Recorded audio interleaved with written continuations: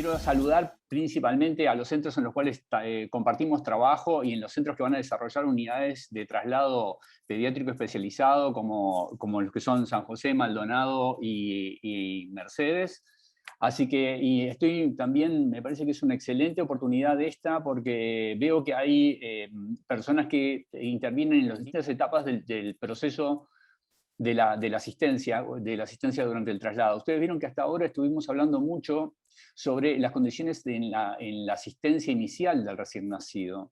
Y es fundamental porque esas condiciones son las que llevan a que el paciente esté estable. Todo lo que se pierda de la estabilidad de lo que tenía este niño intraútero, la normotermia, el aporte continuo de glucosa, la regulación metabólica, las condiciones hemodinámicas, la ventilación y la oxigenación, que estaban provistas hasta ese momento y reguladas por el metabolismo de la mamá, el niño cuando nace pierde todo eso y nuestra meta es poder mantener las condiciones para que pueda alcanzar un centro donde se vaya a atender y permitirle crecer, que en definitiva es lo que va a terminar curando y sacando al niño de esa situación de prematurez.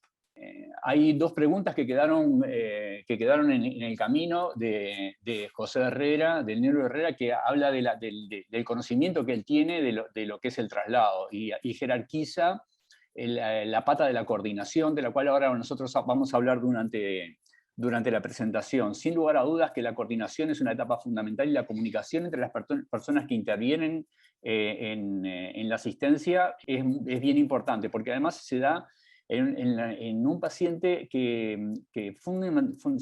si hay algo que lo caracteriza es lo dinámico. O sea que nosotros podemos partir de un esquema de trabajo, podemos pensar que las cosas son de una determinada manera, debemos procurar y tener todos los planes de trabajo adecuados, pero también tienen que ajustarse a las necesidades, y esas necesidades a lo largo del tiempo pueden cambiar, y es importante que mantengamos la comunicación con el centro receptor, pero también darle un retorno al centro emisor para que sepa qué pasó con aquel paciente que atendieron en un determinado momento.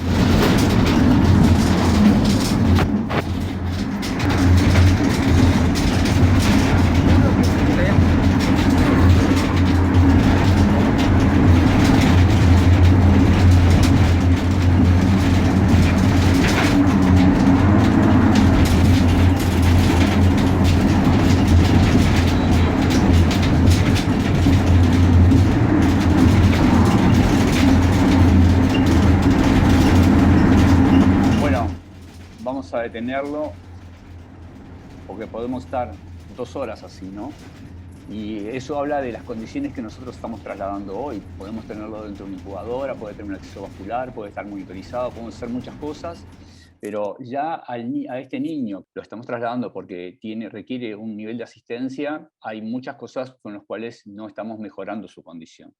¿Qué define el traslado neonatal? Bueno, el traslado neonatal es un sistema organizado para trasladar al recién nacido, en especial el prematuro, que es la primera patología por la cual ingresan los recién nacidos a las unidades especializadas, o de mayor complejidad por una patología que puedan tener, una patología neonatal o una patología que pueda aparecer en las primeras horas, con la finalidad de que pueda recibir atención. El objetivo es disminuir la mortalidad neonatal. ¿Qué es lo que pasa? ¿Qué es lo que ocurre? A nadie se le ocurre que los centros de atención terciaria, los CTI neonatales, sean atendidos por médicos que no sean neonatólogos. Parecería que la instancia del traslado no debería ser diferente, porque es el momento en el cual muy probablemente el paciente se encuentre en la situación de menor estabilidad y de mayor riesgo. ¿Cómo podemos trabajar con esto? Bueno, hay pautas que pueden ayudar, que es primero la regionalización del traslado, porque si nosotros, el paciente tiene que ir a la mejor unidad que sea adecuada para sus requerimientos, pero además la que esté más cerca. Como decía el profesor Silvera, la coordinación pasa como un evento administrativo, que es muy importante, porque nosotros tenemos que llevarlo a un lugar donde lo puedan recibir, pero no siempre es el que tiene las mejores condiciones. Por eso creo que, desde el punto de vista médico, también los médicos debemos tomar conocimiento de qué es lo que está ocurriendo para decidir qué es lo que va a pasar. Esos niveles de atención se ajustan a las necesidades del paciente y requiere de la organización regional en la atención del recién nacido. Y como lo vimos antes, los niveles de atención se basan básicamente en estos 4 niveles, los niveles de baja complejidad y mediana complejidad, que tienen toda esa descripción, es importante que desde el nivel de menor complejidad tienen que estar preparados para la reanimación de todos y cualquier nacimiento, porque cuanto más distantes son, la probabilidad de que eso ocurra es mayor, por distintas razones. Muchas veces la población más vulnerable, la gente de menores recursos, las adolescentes, pueden ser embarazos que ni siquiera que tengan una menor cantidad de controles, y también el evento del nacimiento ocurre como no debería haber ocurrido nada de lo que pasó antes. Entonces, nuestro lugar es poder darles una atención adecuada. Como lo mencionaron antes, es importante que tengamos estas jornadas donde podamos conversar de todo esto, pero es como jugar al fútbol. Podemos explicar mucho, pero esto se aprende con la pelota en el pasto, ¿no? Acá cualquiera de ustedes que tienen experiencia, parece una cosa muy evidente y muy simple el colocar y fijar un CPAP, pero para quienes no lo hacen habitualmente es bastante complejo. Y nosotros podemos ver unos cuantos videos, pero hasta que no lo hacemos, no lo vamos a aprender. Pero sí podemos tener las nociones de cómo guiarnos para hacer un tratamiento adecuado y de tener las cosas que no deben faltar, porque nadie va a pretender que se maneje un nivel de atención mayor, pero sí tenemos que tener todas esas herramientas que se enumeraron durante la exposición de Cecilia y de Fanny, ¿no? El tener chequeado la bolsa de resucitación, en los lugares donde se puede acceder, poder disponer de un neopufo o un resucitador neumático, el considerar poder tener dispositivos que permitan calentar y humedecer los gases, son muy importantes. El paciente que es difícil va a ser difícil para todos los niveles, y el cambio en el pronóstico de su situación depende de que sea atendido por un equipo especializado. Pero hasta que eso llega, lo que nosotros precisamos es estabilizar. La estabilización del paciente es lo que determina la oportunidad del traslado.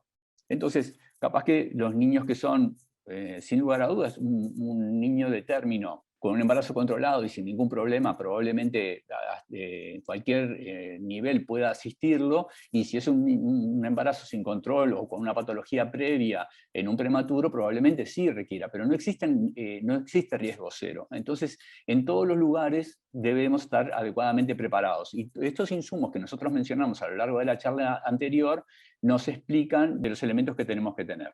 Durante el trabajo que hicimos en los 2 años previos, como lo habló el profesor Borbonet y también el profesor Silvera, estuvimos analizando cuáles eran las posibles rutas a donde podían derivarse los distintos pacientes. Eso tiene características bien específicas, y en todos ellos, y sobre todo en el interior, el común denominador es que el problema es la continuidad de los cuidados de la asistencia de los recién nacidos durante el traslado.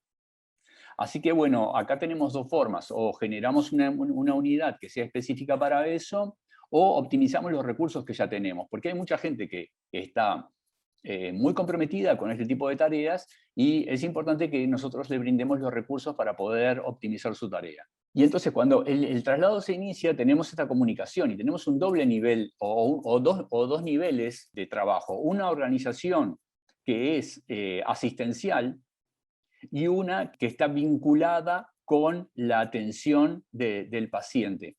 La organización, del punto de vista administrativo, requiere de la comunicación entre el centro emisor con el centro receptor y la ambulancia. El centro receptor requiere de la puesta en comunicación de tanto de los dos estados, del médico como de enfermería, de ver qué es lo que está pasando desde el centro emisor y mantener entre los dos los distintos niveles de atención, los aspectos que nos importan en cuanto a la salud de ese recién nacido, porque cada uno lo va a mirar en forma complementaria de cuáles son esos requerimientos. Iniciar esa comunicación no se inicia cuando uno llega al pie de la cama del paciente, se inicia cuando el centro emisor decide que ese paciente va a requerir de un traslado.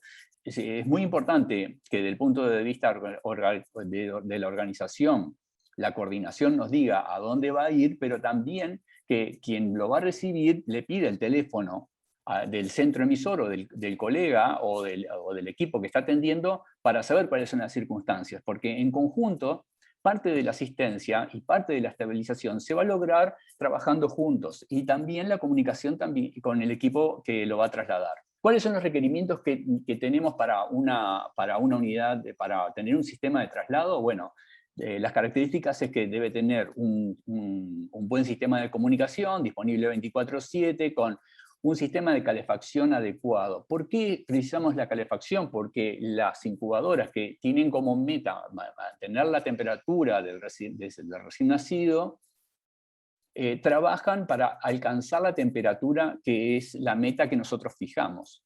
Si tenemos una temperatura ambiente más baja, la incubadora va a tener que trabajar más. Entonces, la temperatura, en términos generales, lo mismo que en el área de recepción, tiene que ser cálida, agradable y más que cálida, tiene que ser calor, porque el recién nacido está desnudo, entonces la temperatura a la cual tienen que llevarla, dependiendo de la edad gestacional de ese recién nacido, tiene que tener una iluminación adecuada, tiene que tener un interior que permita moverse alrededor de la incubadora y tener accesibilidad a todos los materiales, una adecuada fijación para la incubadora y también del personal. Nada lo eximen de las normas generales de tránsito. Nadie puede ir sin cinturón, nadie puede ir parado. Si nosotros vamos a hacer una maniobra, tenemos que pedir que se disminuya o se detenga, se disminuya la velocidad o se detenga el móvil. Debemos tener todos los recursos que nosotros utilizamos en el piso, como una red de oxígeno, de aire y de aspiración. También contar con oxígeno portátil para la ventana entre que salimos del móvil y llegamos al centro donde vamos a recibir o a dejar al paciente. Debemos contar con bombas de infusión, que ya vamos a hablar de sus características, los medicamentos que utilizamos en cualquier CTI, y además tenemos que tener, a diferencia de lo que pasaba en el video inicial, una buena amortiguación y un perfecto estado mecánico, porque esto es como cuando uno mueve el tronco de un árbol, que al final las ramas que están más arriba se agitan porque multiplican todo ese movimiento. Entonces, eso es muy importante.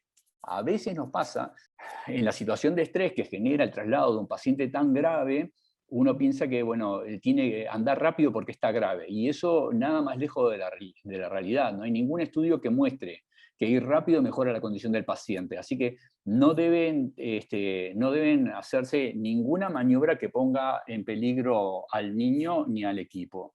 Nosotros no tenemos por qué ir rápido, porque cuando salgamos con el paciente, por supuesto que no lo vamos a curar, pero lo vamos a estabilizar para poder ir en las mejores condiciones, sabiendo nosotros y también la familia que es muy probable que este paciente esté en una condición de salud comprometida.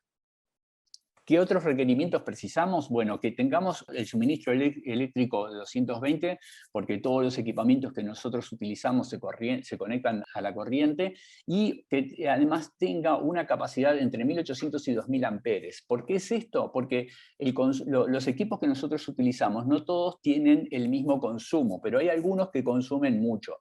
El mayor consumo de los equipos está dado por los que generan calor. La caldera, para calentar y humidificar los gases, y la incubadora.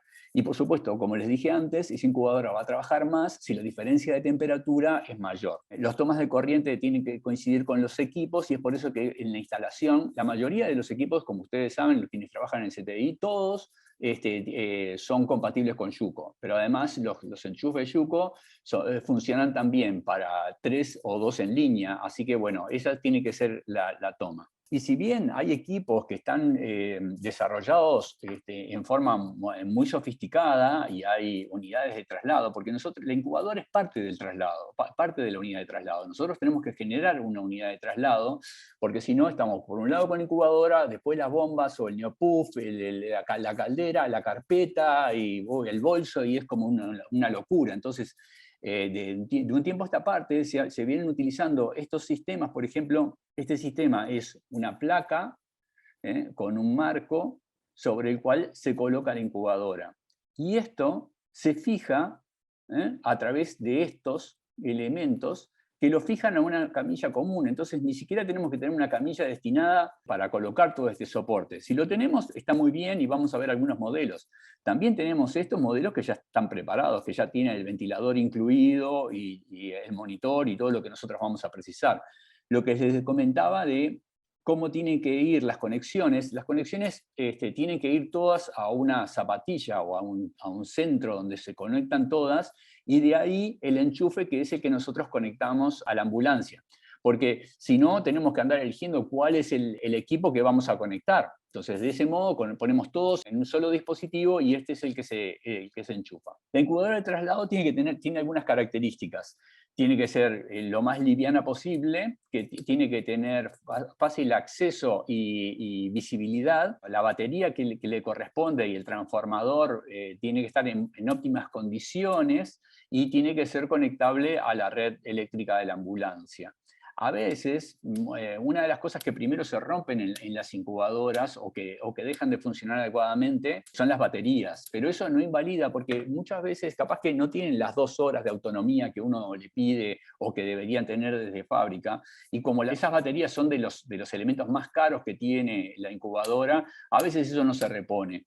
Pero bueno, hay que tratar de mantenerlo y saber cuál es la condición de ese equipo con el cual yo estoy trabajando. Es importante que las ruedas sobre las cuales se desplaza la unidad tengan freno y estén limpias y aceitadas, porque si no es como andar empujando un cajón de verduras. Un sistema de anclaje. Estas incubadoras tienen doble pared para evitar la pérdida de calor.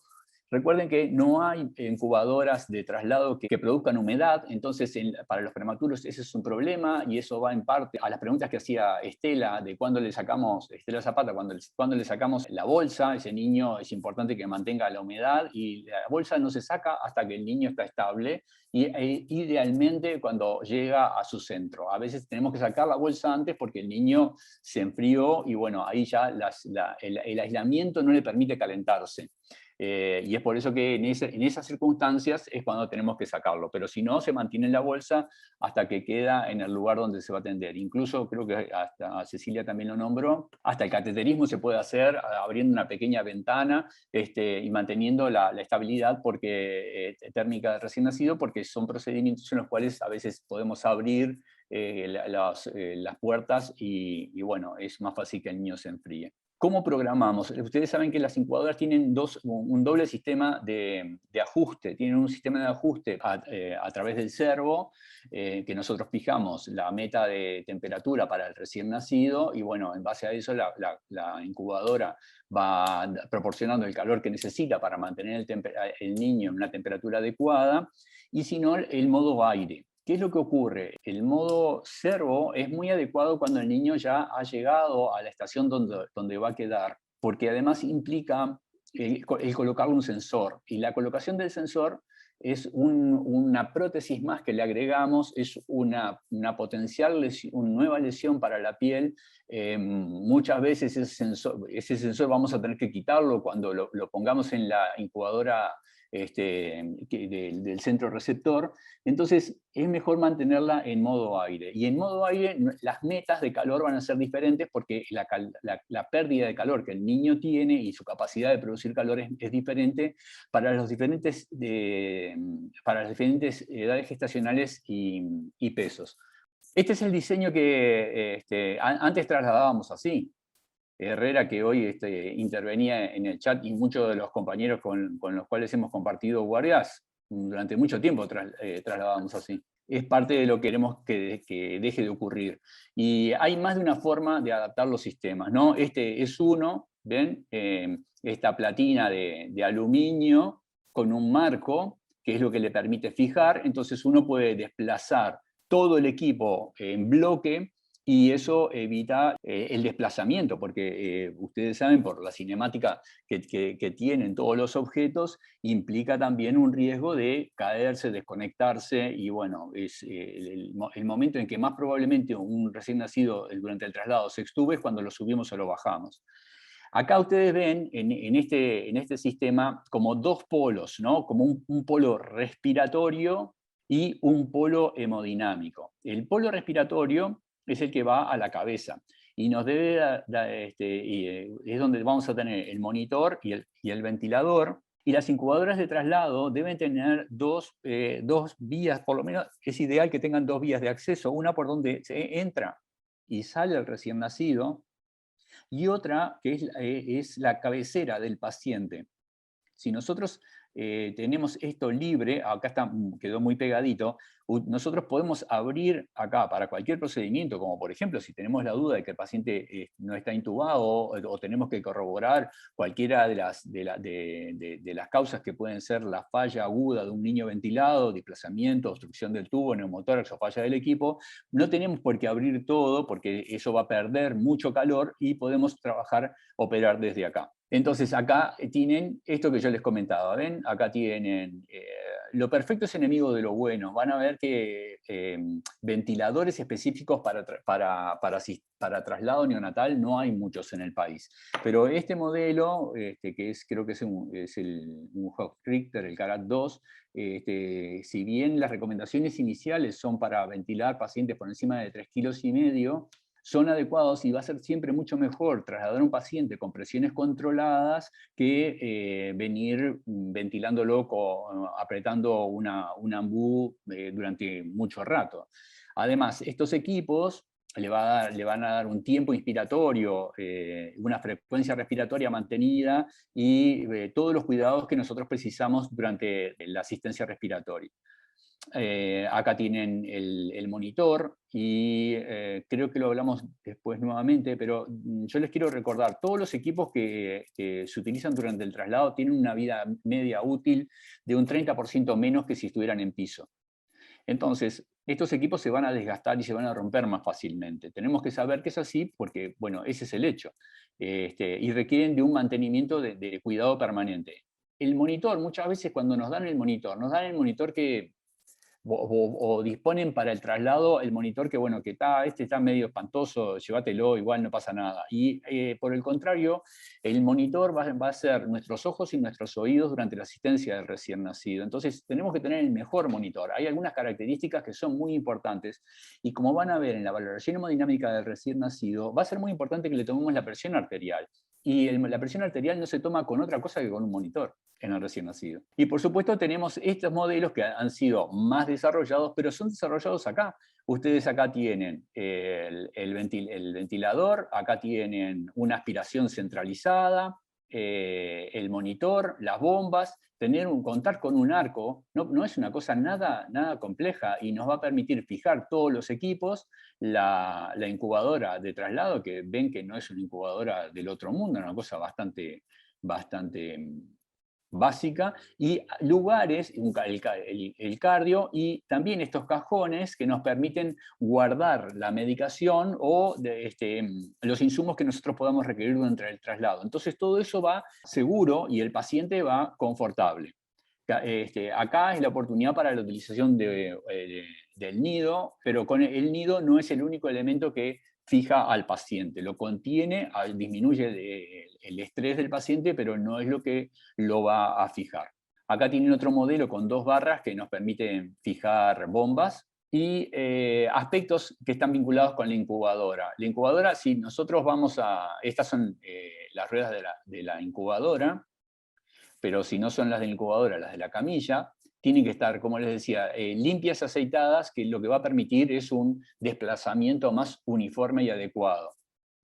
Esto, que no siempre lo recordamos, está en la parte posterior de la incubadora y es donde está el filtro de aire. Si este filtro está sucio, y además es muy fácil que se llene de polvo, a la incubadora le van a pasar 2 cosas. No va a funcionar adecuadamente y va a funcionar en forma forzada, porque es como los filtros del aire acondicionado, que si están tapados no tira el calor como tiene que ser porque no puede tomar el aire en forma adecuada. Así que es muy importante que en forma periódica y sobre todo cuando estamos moviéndonos, es más fácil que se puedan llenar de polvo y hay que limpiarlos. Acá tienen una de las incubadoras de las más comunes que tenemos. Ustedes ven que tiene esta puerta, y lo que había comentado Fanny más temprano es lo de los iris. Los iris nos permiten, abriendo la primera puerta, entrar al habitáculo, asistir al recién nacido y no tener una pérdida muy importante de calor. Los iris tienen una vida media útil, hay varios modelos, hay algunos que colocados se pueden abrir y cerrar y eso nos permite colocar pasar o más fácilmente la mano, pero si no los tenemos, como acá, acá lo estamos viendo sin los iris, también se pueden generar con las mangas de una sobretúnica las formas para poder entrar y salir, porque cuando nosotros no tenemos las manos puestas, las mangas se colapsan y no permiten la pérdida de calor. Y esta puerta, que es esta puerta que ustedes ven acá, les permite correr al recién nacido sin que se abra todo y además tener un acceso para la vía aérea, si ustedes tienen que evaluar qué es lo que está pasando con la ventilación de ese paciente. Pero además, esta bandeja, cuando ustedes la corren, tiene una tranca que impide que salga toda, pero que se puede presionar, es una chapita de acero, y ustedes pueden sacar toda la bandeja con el recién nacido. Eso es mucho más seguro también para el paciente y para mantenerlo con sus prótesis. Por supuesto que la transferencia del paciente desde el centro emisor a la ambulancia y de la ambulancia al receptor es todo un capítulo y es sumamente importante que mantengamos los máximos cuidados. En cuanto a los equipos, nosotros siempre es prioritario que ustedes que nos manejemos durante el traslado del recién nacido con un ventilador mecánico. ¿Tenemos otras herramientas? Sí. Como dijo Pani, como dijo Cecilia, saber cómo manejar adecuadamente una bolsa de resucitación, un resucitador manual o un AMBU, como lo quieran llamar, es muy importante, porque eso es independiente de cualquier fuente de energía y siempre va a ser un muy buen plan B. Pero para eso siempre vamos a tener que contar con una válvula de PEP y ser muy cuidadosos en la ventilación, porque es muy fácil que nosotros nos pasemos de presión. Ayer Dilbar recordaba que a veces nos pasa que nos dicen, sí, lo estaba ventilando con el AMBU y tenía las presiones que quería, tenía la saturación que quería, y lo conecté al ventilador y se puso espantoso. Seguramente lo que está pasando ahí es que con el AMBU le estamos dando mucha más presión que las que seteamos en el ventilador. Pero bueno, probablemente ahí lo que tenemos que hacer es ir progresando, titulando los niveles de presión para llegar a las metas que nosotros queremos de saturación con ese paciente en ese momento. En cuanto a las bombas de infusión, hay muchas. Las más adecuadas y más estables durante el traslado son las bombas de tipo Brown, las de jeringa, así que es importante que si pueden contar con ellas. En cuanto a los monitores multiparamétricos, es importante que sean, como les dije, de muy buena calidad, y acá viene de vuelta el aspecto de la monitorización electrocardiográfica con 3 electrodos. Es fundamental porque cuando el niño entra en hipoxia o cuando tiene algún problema, cuando entra en hipoxia, lo primero que le pasa es que se taquicardiza. O cuando está chocado, lo primero que le va a pasar es que se taquicardiza. O lo primero que vamos a ver.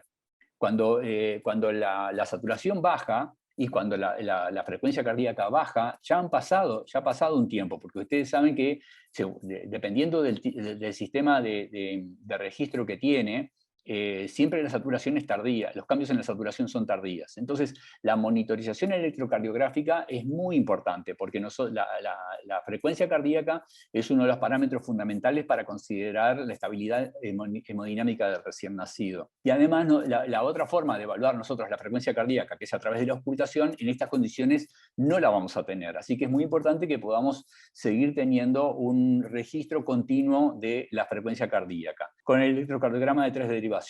La presión arterial no invasiva también, y debe ser parte de los controles, con lo mismo que la de temperatura, no solamente cuando el niño sale y cuando llega. Si nosotros tenemos un traslado que va a durar más de media hora o una hora, bueno, establecer un programa en el cual diga, bueno, mira, a los 30 minutos o a los 40 minutos vamos a ver cómo están los parámetros. Y ni que tal vez si esto nos lleva 2 horas, bueno, a la hora tenemos que monitorizar. Este paciente que está súper grave, que lo vamos a llevar a un centro, va a ingresar a un CTI, tenemos que saber qué es lo que está pasando con este recién nacido. La saturación de oxígeno, que es súper importante, y también la temperatura. Debe contar con balones de oxígeno y de aire. Otro aspecto importante en cuanto al ventilador mecánico es que si, por ejemplo, ustedes van a estar trasladando con un neopuff, ustedes saben que para tener flujos, presiones adecuadas, si bien el equipo funciona con un flujo entre 5 y 15 litros de gas por minuto, aproximadamente 10 litros por minuto, eso hace de que el consumo de gases sea muy alto y que no siempre es posible poder lograr una mezcla, porque no siempre tenemos para el traslado, como lo habían visto en el video de la recepción de ese recién nacido, que había nacido en capullo, que se le colocó el CPAP, se le estaba proveyendo el gas para que funcionara el neopuff, era oxígeno. Hay varias alternativas, tenemos que saber con qué contamos para poder hacerlo, y lo ideal, si bien es contar con oxígeno y con aire, eso no siempre es así. Primero porque no está previsto, en segundo lugar porque las disposiciones de reglamento no dice que los móviles tengan que tener aire, entonces no se cargan con aire, porque además los tubos de aire son más caros que los de oxígeno, entonces, bueno, lo que se tiene es oxígeno.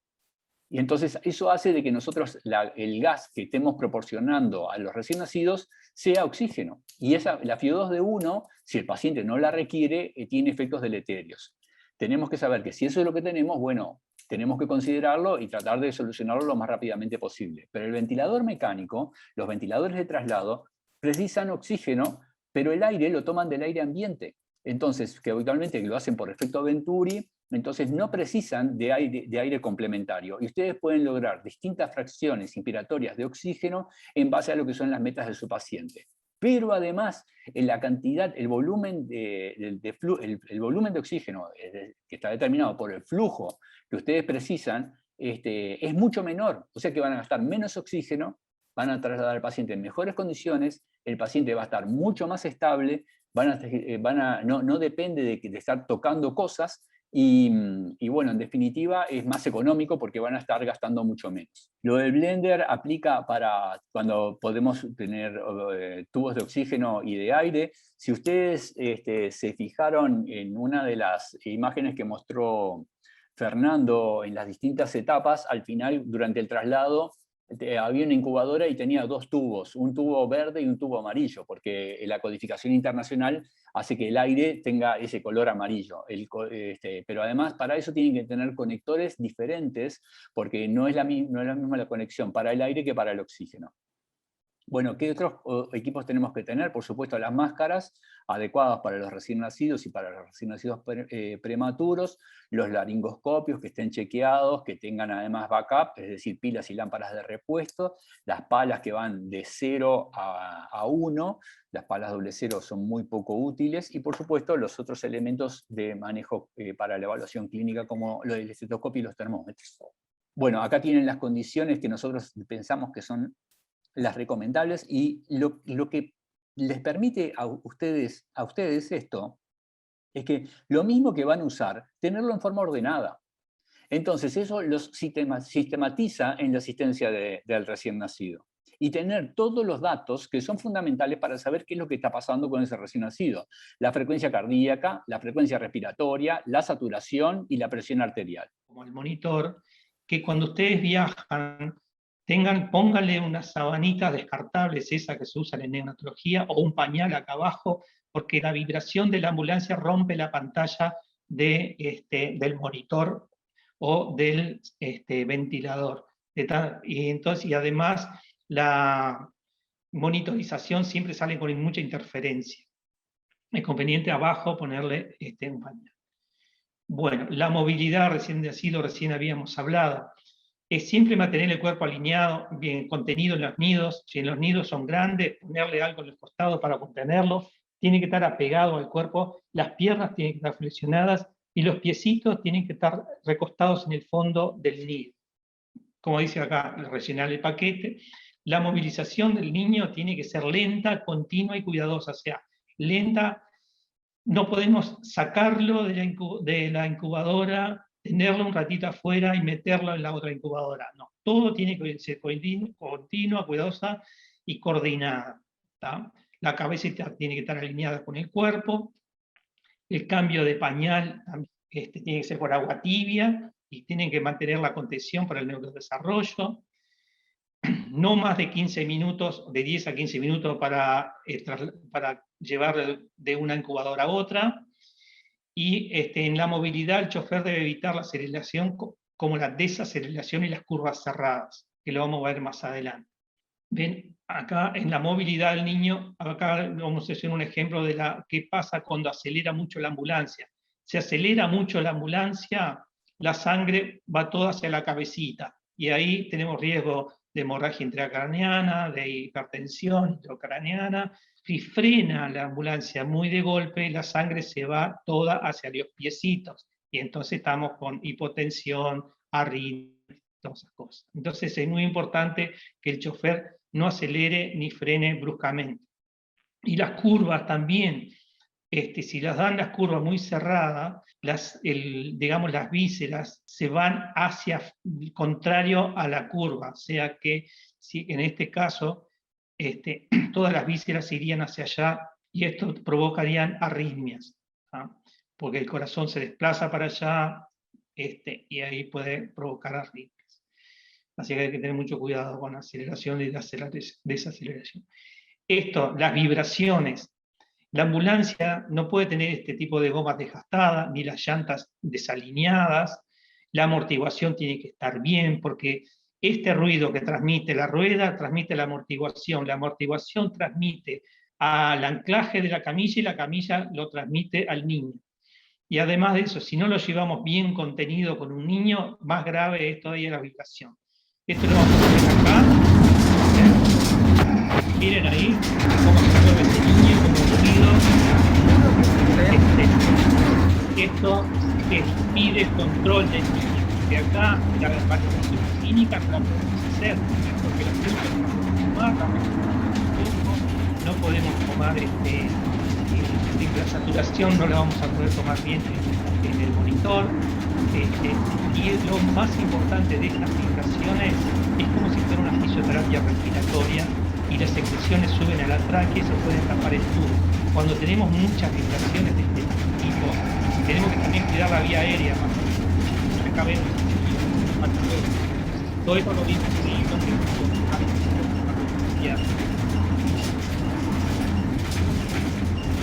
ahí hay ruido, hay vibración, la sonoridad adentro de la ambulancia. Miren, el ruido más o menos adentro del salón de ambulancia es de 70 a 80 decibeles, y digamos, si prendemos la sirena es 120 decibeles. Para que el ruido normal para quienes atienden los neonatos es de 40 decibeles cuando nosotros hablamos normalmente, y cuando susurramos, que es lo ideal dentro de un ambiente de neonatología, es 20 decibeles. Ya de por sí, el ruido adentro de la ambulancia, como el que vimos anterior, es entre 70 y 80. Si por alguna razón prende la sirena, se nos sube a 200, a 190. O sea que tened mucho cuidado con el... ¿Qué pasa cuando hay mucho ruido? Primero, que no escuchamos las alarmas. Segundo, que digamos, el personal que va dentro de la ambulancia puede tener problemas auditivos. Entonces, también para la sonoridad tenemos que evitar colocar el material sobre la incubadora. Tenemos que fijar bien la incubadora, como dijimos ahí, para evitar las vibraciones, y fijar el equipamiento en la ambulancia. A veces los balones de suero no están bien fijados, empiezan a hacer ruido. Las puertitas de los placares hacen ruido. Si van con un sillón de esos de rueda, también hace ruido, ¿tá? No colocar las orejeras, porque esto hace un efecto campana y multiplica por 2 el ruido, ¿tá? Cuando abran las puertas de las barandas, cerrarlas, no golpearlas, cerrarlas suavemente, ¿tá? La termorregulación, que ya más o menos habló Cecilia, pero igual lo repito,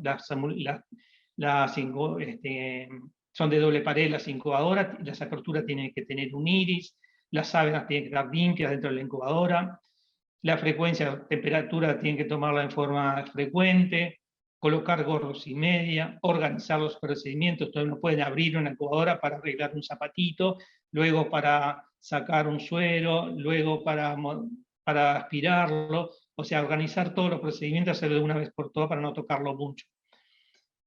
El oxígeno, como habíamos hablado, húmedo y calentado. La temperatura en la ambulancia entre 23 a 24, 25 grados. Evitar que abrir las ventanillas de las ambulancias. Tocar al recién nacido, los estetoscopios, los procedimientos, todos y paños tienen que estar tibios. Y si usamos colchón, evitar el contacto directo. Bueno, la oxigenación, el valor normal sería 89-94% para evitar todo lo que tiene que ver con la retinopatía. La retinopatía, la hemorragia intracraniana y la leucomalacia periventricular y otras cosas que le pueden suceder más adelante. Mantener la permeabilidad de la vía aérea, asegurar la ventilación. ¿Qué es la permeabilidad de la vía aérea? La permeabilidad de la vía aérea es si el paciente está entubado, que esté el tubito es permeable. No pretendan, a veces yo he visto que le ponen la mano en el pecho y le escuchan secreciones y le estilan con suero para que le llegue al pulmón. En realidad, las secreciones de los pulmones salen con fisioterapia respiratoria, no lo sacan aspirando prácticamente. Cuando nosotros estilamos con suero fisiológico, lo ideal sería que ese suerito no fuera a los pulmones, se quedara dentro del tubito donde nosotros vamos a aspirar, que eso es lo que afloja la secreción. Permeabilidad de la vía aérea paciente intubado es eso, mantener el tubo permeable. La evaluación de la oxigenación siempre es la oximetría de pulso, el color de la piel, la mucosa y la dinámica respiratoria, todo clínico. También a mantener la saturación adecuada a la edad gestacional y patología. Por ejemplo, si este niño, además de ser un prematuro, tiene una cardiopatía congénita, a veces la saturación no es 89-94, a veces la saturación es 85. Por eso es que hay que mantener objetivos de saturación según la patología también durante el traslado. Porque si tiene una cardiopatía congénita y nosotros pretendemos que lleve el 94%, es muy probable que se rompa el pulmón. Los gases ya habíamos hablado, y esto lo puse en verde, es porque siempre tenemos el problema, ¿llegaré con oxígeno? ¿No llegaré? ¿Cuánto me queda de oxígeno? Y entonces hay fórmulas matemáticas para calcular la autonomía del balón de oxígeno, pero en acá, ven, esta es una aplicación para Android, para iPhone no sirve, que ustedes la bajan y acá les dicen cómo calcular según el PSI, o sea, la presión que tiene el balón, cuánto les dura el balón de oxígeno. Esto es lo más fácil, es una herramienta muy útil para aquellos que trasladan. Así hacen el cálculo de cuánto la autonomía de los balones de oxígeno, si le alcanza o tiene que llegar a algún lugar para pedir prestado algún balón de oxígeno. Bueno, organizar los procedimientos, porque cuanto más lo tocamos, aumenta el consumo de oxígeno. Control de la fijación de la prótesis utilizada, que ya habló Cecilia, y también cambiar los sensores para evitar que se puede provocar lesiones por la luz de los sensores. Y las alarmas de los monitores, ponerlas entre 88 y 95. Esto es importante porque así, en el ruido que hacen, y como no pueden a veces clínicamente valorar al niño, las alarmas tienen que estar bien programadas, 88 a 95, cosa que para evitar la hipoxia y la hiperoxia, que son muy dañinas las dos. Bien. Acá la intubación, si ya sale con el paciente intubado, ya no es un problema, pero si lo tienen que intubar, no es solamente cuando se introduce la seta en la tráquea, sino que la intubación es cuando se oculta que en ambos campos pulmonares entran simétricamente y después que se realiza una fijación adecuada. Ahí recién estamos hablando de intubación orotraqueal. Cuando se observa el levantamiento rítmico del tórax, se oculta la entrada simétrica en ambos campos pulmonares. Una de la práctica diaria se dice que si entra aire en el pulmón izquierdo es porque está bien entubado. Se observa una mejoría en la saturación. Si la respiración no hay ruido, con el llanto, o sea, el niño tiene muecas de llanto y no se oye que llora, es porque está intubado. Así que son cosas clínicas que en la ambulancia no tenemos placa, pero tenemos que ser clínicos en estas cosas. Las complicaciones de la ventilación es la extubación accidental.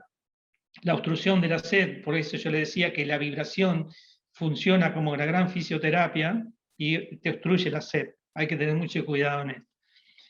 La posición no adecuada, que esté muy alto, muy introducido, o los parámetros de la ventilación no están correctos, o sea que puede estar con una hiperventilación o una hipoventilación.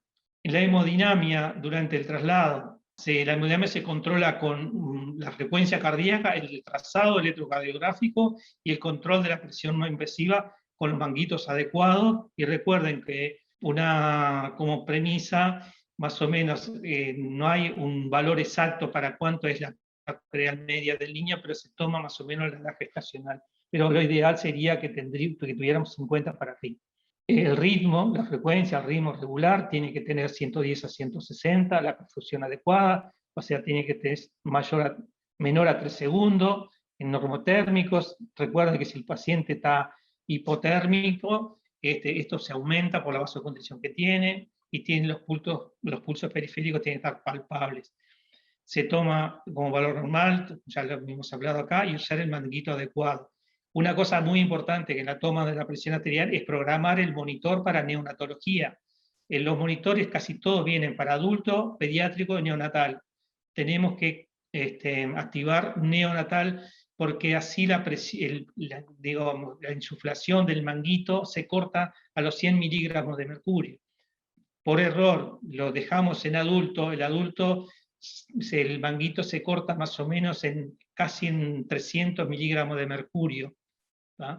Sería, si nosotros ponemos acá, le va a apretar y le va a romper el brazo. Recordad siempre entonces poner el monitor en neonatal. Los accesos vasculares, ¿tá? Se dice la vía venosa periférica, pero antes del traslado, ustedes con una desconfianza sana, lo chequean antes de salir, porque si está infiltrado, después ustedes en la ambulancia tienen que poner una vía y ustedes están solos. O sea, hay que tener una desconfianza sana siempre. Si te dicen que está permeable, bueno, permitime que lo voy a comprobar. ¿tá? La vía venosa 2, bueno, acá está, es más fácil de poner, la vía tiene menos limitación de fluidos, y se puede poner unas alargues, y el riesgo que tiene son las infecciones y la lesión química, que ahora la vamos a ver. Después podemos poner una vía venosa central, que puede ser un PIC o puede ser un catéter umbilical, que también hay que manejarlos siempre, estos dos, que son vía venosa central, hay que manejarlos siempre con esterilidad, cada vez que lo tocan. De acá vemos un PIC, acá vemos el catéter umbilical, todas fijado con apósitos que se pueda ver, porque así vemos si están infiltrados o no, si pueden alguna lesión que tengan, y el catéter umbilical, bueno, fijarlo y tratar de no ponerle leuco sobre la piel. Los valores normales de la glicemia, 45 miligramos por arriba, bueno, casi siempre se administra glucosa al 10% por vía venosa periférica, hasta el 10% le puse yo acá, después de 12,5, un poco más por vía venosa central. En muchos lados pasan igual por periférica un 12,5, pero acá se usa siempre hasta el 10. Y tener una buena técnica para toma del hemoglucotés. Acá tengo la toma para el hemoglucotés en la zona donde se debe pinchar, en el talón externo. Las gotitas, en esto se llama, dejarle el taloncito rosado, es la arteriolización venosa. ¿Qué quiere decir eso? Que nosotros tenemos que frotar un poquito el talón para calentarlo, para que se arterialice la zona. Así le tenemos una gotita más grande. Y para tomar un hemoglucotés, no barremos la gota. Lo que tenemos que hacer es aproximar la punta, si tenemos con tiras, aproximamos la punta y por capilaridad se va a tomar la sangre que necesita para su análisis de la cintita. Si ustedes le ponen toda esta gota acá adentro, le va a falsear la toma de la muestra. No se barre las gotas. La luz. Bueno, el reflejo pupilar no está desarrollado en los prematuros extremos, o sea que si le ponen la luz, el iris va a quedar del mismo tamaño que está, no es como el adulto que se retrae. el reflejo fotomotor. Para evitar eso se coloca arriba de la incubadora una manta gruesa para evitar que la luz de la ambulancia le llegue a los ojitos, ¿tá? El uso del antifaz, evitar los focos en la cara directo. Los párpados no ocluyen el pasaje de luz, tienen una piel tan finita, porque aunque tengan cerrados los ojos, no paran los rayos de luz. Y además no tienen el reflejo de luz, es como si tuvieran continuamente una luz sobre los ojos.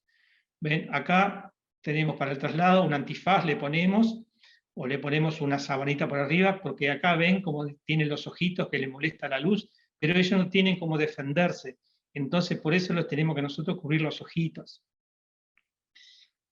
Bueno, la analgesia y sedación, que es importante durante el traslado, es la medicación no farmacológica, es la sucrosa, que se puede preparar, ustedes lo pueden preparar tranquilamente, ponen 24 gramos de azúcar, de ese que viene en un sobrecito, en 100 mililitros de agua bidestilada, y ya tienen la sucrosa, y ahí le pueden dar 2 décimas, o según el peso, que ya hay tablas establecidas para darle glucosa, para que le alivie el dolor. Y después tenemos el fentanil y la morfina.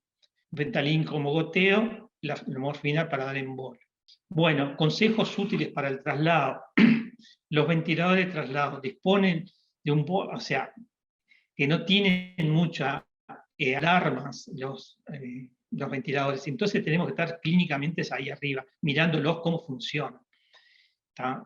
Antes de salir del traslado, verificar todo antes de salir. Porque después que se salió, si no tenés una llave de 3 vías, es muy probable que no la tengas durante todo el traslado.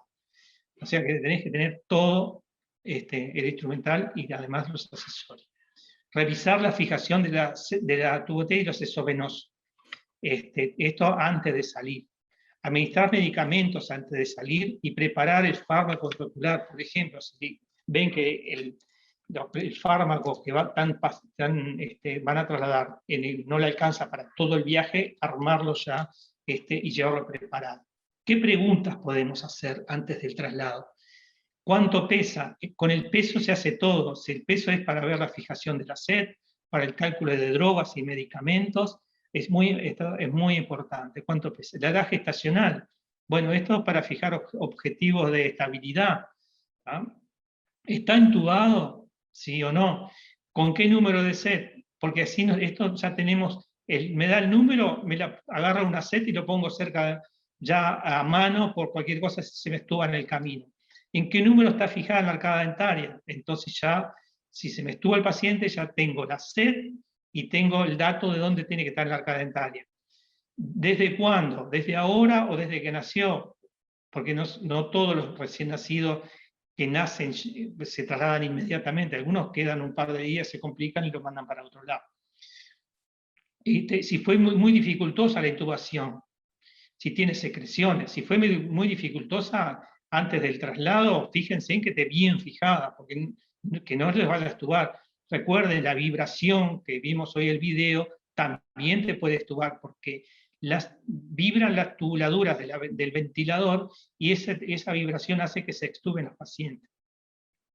Bueno, si tiene secreciones para ver que no se les vaya a tapar el tubo, y si requiere respiración frecuentes, y si tiene una RX de control para verificar dónde está. Todas estas preguntas les va a ayudar durante el traslado. Si recibe sedación analgésica, ¿cuál? ¿A cuánto goteo? El objetivo de la saturación que habíamos hablado hoy, qué parámetros ventilatorios tiene, así lo ponen en el ventilador de traslado de ustedes, la documentación que necesito llevar y qué familia viaja con el recién nacido, si el padre, mamá, tía o qué. Bueno, no dejé pasar de lado los cuidados de la piel, el MARSI o el LPRC, que están todos los daños de la piel relacionados con los procedimientos de enfermería. Acá los bigotes, acá también la fijación del tubo, acá la vía infiltró, hizo una quemadura química, el saturómetro que no fue cambiado durante el traslado, acá le hicieron un hemoglobotest pero no le fijaron bien está como hemorrágico. Acá no le observaron el brazo y se infiltró todo el brazo. Acá le pegaron electrodos, y estas son las lesiones de los métodos no invasivos de CIPAP. Bueno, muchas gracias, espero que les haya sido útil. Cualquier cosa, preguntas o algo, estamos a las órdenes.